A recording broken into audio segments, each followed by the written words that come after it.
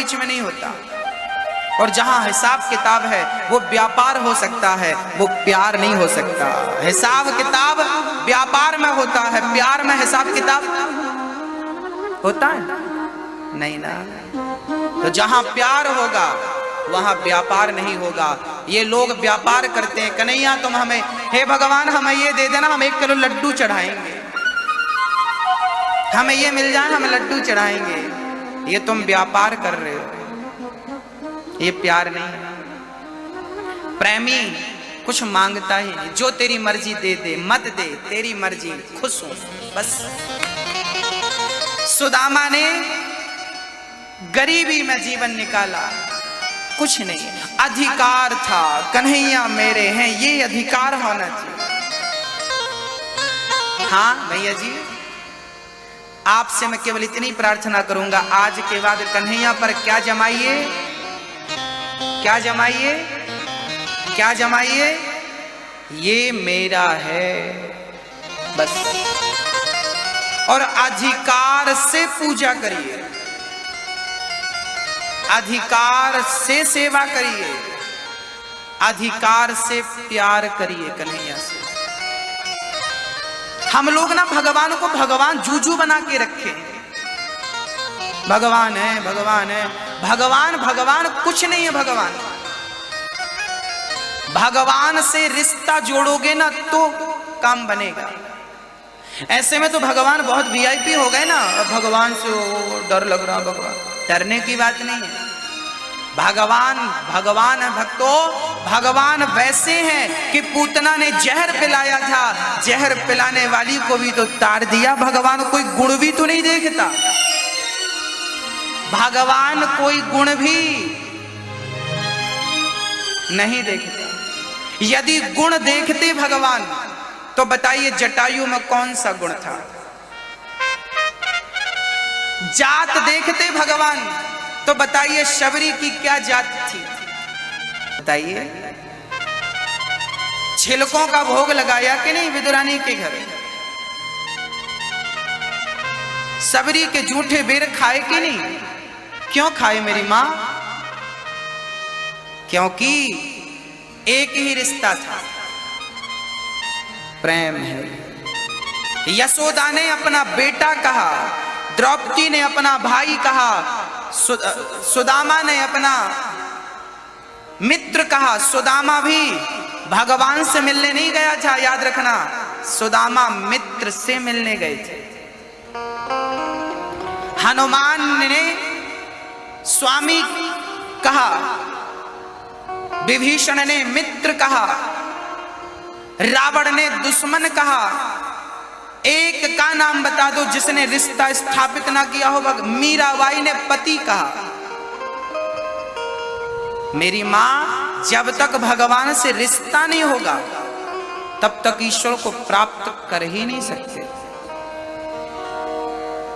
रिश्ता बनाना पड़ेगा, इसलिए हम लोग रिश्ता बनाते हैं कि त्वमेव माता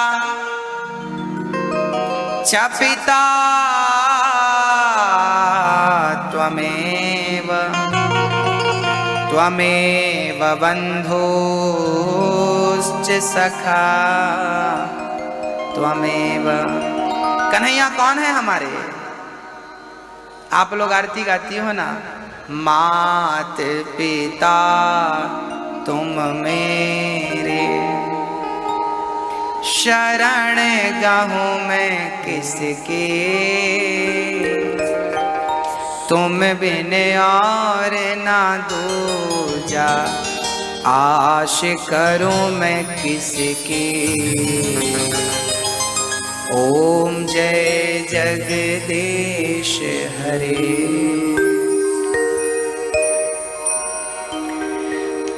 भगवान श्री कृष्ण को पांडवों ने भी देखा था, कौरवों ने भी देखा था, परंतु पहचाना किसने? पांडवों ने। महाभारत का युद्ध हुआ, 99 कौरव मारे गए, 5 बचे। 5 क्यों बचे? क्योंकि 5 के संग कौन था? 5 पांडवों में एक भी नहीं मरा और 100 में एक भी नहीं बचा। क्यों? जबकि कौरवों की सेना बड़ी थी, कौरवों की ताकत ज्यादा थी, कौरवों के पास गुरु द्रोणाचार्य थे, कौरवों के पास दानवीर कर्ण थे, कौरवों के पास पितामह भीष्म जैसे दिग्गज थे। भीष्म पितामह वो हस्ती थी जो गंगा पुत्र शांतनु नंदन पितामह भीष्म का शरीर सुदर्शन से भी नहीं कट सकता था, ऐसे पितामह भीष्म थे। इच्छा मृत्यु का वरदान रखते थे पितामह भीष्म, परंतु वो भीष्म पितामह धराशायी हो गए। क्यों? कौरवों की सेना बड़ी थी, कौरवों की सेना ताकतवर थी, पांडवों की सेना छोटी थी और पांडवों की सेना कमजोर थी। पर उन कमजोरों के साथ कौन खड़ा था? कौन खड़ा था मेरी मां? कन्हैया। बस एक कन्हैया सब पे भारी है। आपकी सेना कितनी बड़ी है, आप कितने पावरफुल हैं, फर्क नहीं पड़ता। यदि मेरे साथ मेरा कृष्ण खड़ा है तो आपकी सेना कितनी भी पावरफुल हो मिट्टी में मिल जाएगी, देर नहीं लगेगी। आप कितने भी पावरफुल व्यक्ति हैं, यदि मेरे साथ मेरा गोविंद खड़ा है तो डरने की जरूरत नहीं है। वो बाल भी बांका नहीं होने देगा अपने भगत का। क्या दानवीर कर्ण मार सके अर्जुन को? 5 में 1 भी नहीं मरा। और याद रखना, महाभारत का युद्ध अर्जुन ने नहीं जीता था, महाभारत का युद्ध तो मेरे कृष्ण की कृपा से जीता गया था। महाभारत के युद्ध के हीरो अर्जुन नहीं है, महाभारत के युद्ध के हीरो तो मेरे कन्हैया है, जो बिना हाथ उठाए युद्ध जीत लेते हैं। बिनु पग चलहि सुनहि बिनु काना, कर बिनु कर्म करहि विधि नाना। हाँ मेरी माँ, वो कन्हैया इतना बारीक सुनता है कि चींटी अपने पांव पे घुंघरू बांधकर यदि नाचती है ना तो मेरे कन्हैया को सुनाई पड़ जाता है कि मेरा भगत कब मुझे किस लिए पुकार रहा है। हाँ, आप जो सोच रही हैं ना, आपकी सोच भी वो जानता है। आप क्या सोच रहे हैं वो जानता है, उससे तो कहने की भी जरूरत नहीं होती। महाभारत में एक घटना घट गई। पितामह भीष्म ने प्रतिज्ञा ले ली, कल के युद्ध में मैं पांडवों को मार डालूंगा। कल के युद्ध में अर्जुन खर्राटे देके सो रहे थे। रात्रि को भगवान बोले, क्यों अर्जुन, तुझे डर नहीं लग रहा है? किस बात का कन्हैया? अरे कल के युद्ध में तुम मर जाओगे। पितामह भीष्म की प्रतिज्ञा कभी खाली नहीं होती, कल के युद्ध में मर जाओगे। अर्जुन बोले, कन्हैया मुझे सोने दो, डिस्टर्ब ना करो। क्यों, तुम्हें कल भय नहीं लग रहा है? अर्जुन बोले, कन्हैया जिसके सिर पे आपका हाथ हो उसे पितामह क्या मार सकेंगे? मुझे पितामह से भय नहीं, मुझे आप पर विश्वास ज्यादा है। बस भक्तों ये बात नोट कर लीजिएगा, आपको विश्वास कितना है ये मायने की बात है, ये महत्वपूर्ण बात है। अर्जुन को भगवान पर जरूरत से ज्यादा विश्वास था। विश्वास था कि कन्हैया मुझे मरने नहीं देगा। द्रौपदी रोती रोती आई, कन्हैया आपको पता लगा मेरे पतियों को मारने के लिए पितामह ने भीष्म से प्रतिज्ञा ले रखी है? कन्हैया बोली, मुझे तो नहीं पता। द्रौपदी बोली, कल मेरे पति मर जाएंगे, कन्हैया आप रक्षा करो, मर गए तो मैं भी मर जाऊंगी, तुम्हारी बहन मर जाएगी। भगवान बोले, मैं कुछ नहीं कर सकता, तेरे पति को तू बचा। द्रौपदी बोली, तो क्या मैं युद्ध करूं पितामह से? कन्हैया बोले, बहन हर चीज युद्ध से नहीं जीती जाती, हर लड़ाई युद्ध करके नहीं जीती जाती, कुछ युद्ध तो पांव छूकर भी जीते जाते हैं। कुछ युद्ध तो पांव छूकर भी जीते जाते हैं। भगवान ने कहा, चल मेरे साथ। पितामह भीष्म के पास लंबा घूंघट डालकर द्रौपदी चली गई। भगवान बोले, मैं बाहर खड़ा हूं, तू पितामह के पांव छू लेना, तू युद्ध जीत जाएगा। कन्हैया मैं कुछ समझी नहीं, यार तू समझ मत, तू कर। द्रौपदी ने लंबा घूंघट डाला, गई और पितामह भीष्म को प्रणाम किया। पितामह को लगा दुर्योधन की पत्नी है, कंफ्यूज हो गए और आशीर्वाद दे दिया, सौभाग्यवती भव, जाओ सदा सुहागन रहो, पति प्रिया रहो। जब सुहागिन का वरदान दिया तो घूंघट उठा लिया। वाह पितामह, कल के युद्ध में मेरे पतियों को मारने की प्रतिज्ञा कर ली है और आज मुझे सदा सौभाग्यवती का वरदान दे रहे हैं।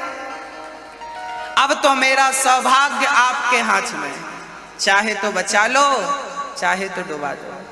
पितामह भीष्म, देखिए पितामह भीष्म को प्रणाम किया। शास्त्र कहते हैं कि प्रणाम करने से, अपने से बड़ों को प्रणाम करने से आयु बढ़ती है। क्या बढ़ती है? आयुर्विद्या यशो बलम, 4 चीजें बढ़ती हैं प्रणाम करने से, आयु, विद्या, यश और बल। इसलिए माँ बाप को रोज प्रणाम करना चाहिए, गुरुजनों को रोज प्रणाम करना चाहिए और भगवान को रोज प्रणाम करना चाहिए। गीता को, रामचरितमानस को रोज प्रणाम करना चाहिए। हाँ जी, अब तो पितामह बोले, देवी तू यहाँ अकेली नहीं आई, बाहर जाकर देखा तो द्रौपदी की चरण पादुका कोई देख ना ले, छाती से लगाकर कन्हैया खड़े थे छिप करके। पितामह बोले, प्रभु ये चरण पादुका किसकी है? बोले द्रौपदी की। बोले छाती से क्यों लगाई है? कन्हैया मुस्कुराते हुए बोले, पितामह भक्त की रक्षा के लिए उनकी चरण पादुका छाती से क्या, सिर से लगानी पड़े तो मैं लगाने को तैयार हूं। भक्त के लिए मैं कुछ भी करने को तैयार हूं। पितामह रोने लगे, कन्हैया जिनके रक्षक आप हैं उन्हें मैं कैसे मार सकूंगा? कल का युद्ध मेरा आखिरी युद्ध होगा। और दूसरे दिन पितामह भीष्म ने शिखंडी को खड़ा किया, अर्जुन ने बाण चलाए, चर्चा सबको विदित है। बाण चलाए, छलनी हो गया शरीर, बाणों की सैया पर पितामह लेट गए। हाँ भक्तों, पितामह को मरना पड़ा। भगवान श्री कृष्ण ने अपने भक्तों की रक्षा पितामह के बाणों से की के नहीं। दानवीर कर्ण ने जब बाण चलाया था ना अर्जुन को मारने के लिए, तब भगवान श्री कृष्ण ने अपने रथ को जमीन में गाड़ दिया था। पांव का अंगूठा जमाया तो रथ धस गया जमीन में और बाण ऊपर से निकल गया। नहीं धसता तो बाण अर्जुन को मारता हुआ आगे बढ़ता। तो भगवान ने महाभारत में भक्त के लिए जो जो करना पड़ा सब कुछ तो किया। भक्तों एक बात बताइए, मेरा भगवान, मेरे कन्हैया पक्षपाती हैं या नहीं? बस इतना बताओ, हाँ या ना, जल्दी से। भगवान पक्षपाती हैं या नहीं? जवाब दीजिए। मेरी त्वचा पर जगह जगह कालापन है, इसे कैसे हटाऊं डॉक्टर? आंखों के नीचे। जवाब दीजिए। हाथ उठा के बताओ। जो कहते हैं पक्षपाती नहीं वो ऐसे ऐसे करेंगे, नहीं। हाँ, नहीं। इसका अर्थ है कि आप लोग अभी मेरे कन्हैया को बढ़िया तरीके से जानते नहीं हैं। मैया जी, ओ मैया, मेरी माँ, भगवान जैसे पक्षपाती तो कोई हो ही नहीं सकता। भगवान तो 1 नंबर के पक्षपाती हैं। हाँ, उनके जैसा हो ही नहीं सकता। जैसे माँ हमेशा अपने बच्चे का पक्ष लेती है, ऐसे मेरा कन्हैया सदा अपने भक्तों का पक्ष लेता है। मेरा भक्त यदि अपराधी है, पूतना मौसी जहर पिलाने आई, भगवान ने पक्ष लेकर उसका भी उद्धार कर दिया कि नहीं? अजामिल जैसे पतित को भगवान ने नारायण का नाम लिया, एक नाम के बल पे तार दिया कि नहीं? पक्षपाती है या नहीं? और तो सब ठीक है। महाभारत के युद्ध में जब अभिमन्यु मारे गए तब अर्जुन ने प्रतिज्ञा कर ली थी, अभिमन्यु के मरे हुए अभिमन्यु के सिर पर लात मारा था जयद्रथ ने। जयद्रथ कौन था? दुर्योधन के जीजा थे। जयद्रथ को मारने का प्रण कर लिया। कल के युद्ध में यदि मैंने जयद्रथ को नहीं मार दिया तो मैं मर जाऊंगा। अर्जुन ने प्रतिज्ञा कर ली। दूसरे दिन का युद्ध हुआ। जयद्रथ को बड़ी पहरेदारी पे कौरवों ने रखा और युद्ध चल रहा था। अर्जुन अपनी प्रतिज्ञा के लिए आगे बढ़ रहे थे, पर जयद्रथ तक पहुंच पाना संभव नहीं था। युद्ध खत्म होने में मात्र 1.5 घंटा बचा था और जयद्रथ अर्जुन से बहुत दूर था, वहां तक पहुंच पाना 1.5 घंटे में संभव नहीं था। आज अर्जुन को मरना ही पड़ेगा, अपनी प्रतिज्ञा की है ना, आज जयद्रथ को नहीं मारा मैं आग में जल जाऊंगा। अब भगवान ने रक्षा किस प्रकार की आपको पता है, महाभारत में लिखा है कि भगवान ने दिन को रात कर दिया, माया को बुलाया, योग माया को, आओ और जरा बादल बन करके जरा ढको तो सही। सूर्य भगवान को बादलों ने ऐसा ढका कि सबको लगने लगा कि संध्या हो गई, शाम हो गई। शंख फूंक दिया गया, युद्ध विराम किया जाए, संध्या का टाइम हो गया, युद्ध रोका जाए।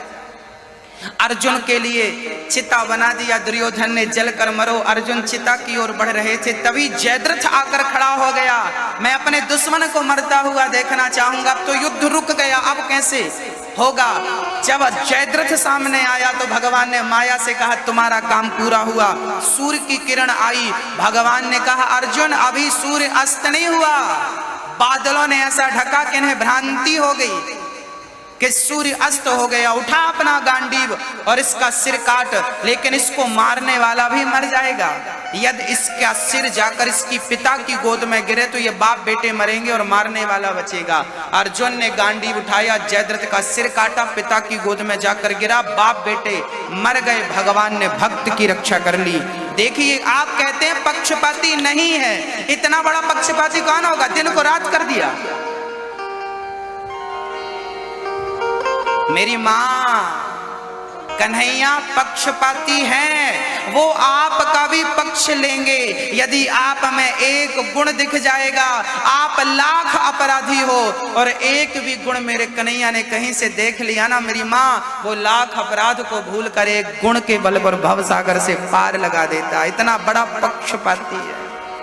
न जाने कौन से गुण पर दयानिधि रीझ जाते हैं, यही सदग्रंथ कहते हैं, यही हरिभक्त गाते हैं। क्या बताऊं मैं अपने कन्हैया की भगवत्ता आपको। महाभारत के युद्ध में 99 कौरव मारे गए। दुर्योधन की जंघा भीम भैया ने तोड़ दी। दुर्योधन के मित्र अश्वत्थामा आए, क्या सेवा है मित्र, क्या आज्ञा है मेरे लिए। अर्जुन दुर्योधन ने कहा मैं पांडवों को मरा हुआ देखना चाहता हूं। अश्वत्थामा रात्रि के 12 बजे पांडवों को मारने चल पड़े। पांडव सो रहे थे, भगवान को पता लगा कि मेरे भक्तों को मारने अश्वत्थामा आ रहा है। भगवान ने पांडवों को उठाकर बिस्तर से, हे भाई अर्जुन उठो, दूसरी जगह सुला दिया। द्रौपदी के 5 बच्चे आकर के वहां पर सो गए। अश्वत्थामा ने 5 बच्चों का सिर काट लिया पांडव समझकर, और ले जाकर दुर्योधन को दिखाया, मैंने पांडवों को मार दिया। दुर्योधन ने देखा, पहले तो खुश हुआ कि पांडव मर गए, बाद में दुख हुआ कि ये पांडव नहीं पांडवों के पुत्र हैं। दुर्योधन को पहले प्रसन्नता हुई कि पांडव मर गए, बाद में लगा कि पांडव नहीं पुत्र हैं, दुख हुआ। उसी संधि में उसे मृत्यु हो गई। दुर्योधन को वरदान था, वरदान कहो या श्राप कहो, दुर्योधन को यह बात थी कि पहले तुम प्रसन्न होगे और फिर दुखी हो जाओगे, तुरंत प्रसन्नता तुरंत दुख, तो ही तुम्हारी मृत्यु होगी, नहीं तो कोई मार नहीं सकता। इसलिए जंघा टूटने के बाद भी वो मरा नहीं था। अब यहाँ एक प्रश्न और खड़ा हुआ कि भगवान ने पांडवों को बचाया, तो क्या भगवान पांडवों के पुत्र को नहीं बचा सकते थे? द्रौपदी के 5 बच्चे को अश्वत्थामा ने मार दिया, तो कन्हैया ने पांडवों को बचाया, तो क्या पांडवों के पुत्र को नहीं बचा सकते थे? भगवान तो पांडवों के पुत्रों को भी बचा सकते थे, पर उन्हें बचाते तो दुर्योधन की मृत्यु नहीं होती। क्योंकि दुर्योधन जब पांडवों के पुत्रों को मारा तो दुर्योधन को सूचना मिली कि पांडव मर गए, ये देखो सिर लाए। पहले खुश हुआ कि पांडव मर गए, फिर ध्यान से देखा पांडव नहीं है, ये पुत्र है, तो तुरंत क्या हुआ? दुख। उसी संधि में दुर्योधन को मारने के लिए इन 5 बच्चों का बलिदान करना जरूरी था। ये बात केवल कन्हैया जानते थे, इसलिए चाहकर भी बचा ना सके। हानि को कोई नहीं रोक सकता। हाँ, अश्वत्थामा भागने लगे। द्रौपदी ने देखा मेरे मरे हुए बच्चे पड़े हैं, पकड़कर अश्वत्थामा को ले आए। द्रौपदी से कहा, द्रौपदी तेरे पुत्र का हत्यारा तेरे सामने है, जो सजा देना चाहती इस हत्यारे को दे दे। द्रौपदी ने कहा, क्या इसको मार देने से मेरे मरे हुए बच्चे जीवित हो जाएंगे? नहीं ना, इसलिए इसे मारिए मत, इसे छोड़ दीजिए। सोचिए कि जिस अश्वत्थामा ने द्रौपदी के 5 बच्चों को मारा हो, वो हत्यारा सामने खड़ा है और हत्यारे पर द्रौपदी दया कर रही है कि इसे छोड़ दो। द्रौपदी कहती है, जैसे आज मैं पुत्र के लिए रो रही हूं, कल इसकी मां भी रोने लगेगी। दया धर्म का मूल है, पाप मूल अभिमान। तुलसी दया न छोड़िए, जब तक घट में प्राण। दया कभी मत छोड़िए। लोग कहते हैं हम कब तक दया करें, कब तक सहें? जब तक तुम्हारे शरीर में प्राण है तब तक सहिए ना। मरने के बाद क्या तुम दूसरों पर दया कर पाओगे? किसी को क्षमा कर पाओगे? जीते जी कर लो, मरने के बाद कोई उम्मीद नहीं रखेगा आपसे। याद रखना मेरी मां, क्षमा करना धर्म है। भगवान श्री कृष्ण ने शिशुपाल की कितनी गालियां क्षमा की थी? 100। आप भी अपनी क्षमता बढ़ाइए, 10-20 गालियां सुना करिए रोज की। द्रौपदी मां है ना, करुणा की प्रतिमूर्ति है, करुणा की मूर्ति है द्रौपदी। और मां द्रौपदी कह रही है कि इसे छोड़ दो, क्योंकि द्रौपदी मां है। अच्छा मां ना, मां होती है, मां जैसा कोई मां किसे कहते हैं? अच्छा बताओ, मां किसे कहते हैं? मां किसे कहते हैं? नहीं पता? अच्छा आप लोग मां उसे कहते हैं जिसने बच्चों को पैदा किया है। जिसने बच्चे को पैदा नहीं किया वो स्त्री कहती है कि मैं तो मां नहीं हूं ना। मैं स्त्रियों की नहीं बात करता, मैं पुरुषों की बात करता हूं। बताओ, स्त्री तो मां बन सकती है, क्या पुरुष कभी मां बन सकता है? उत्तर दीजिए, क्या पुरुष मां बन सकता है? हां या ना? पुरुष कभी मां बन सकता है?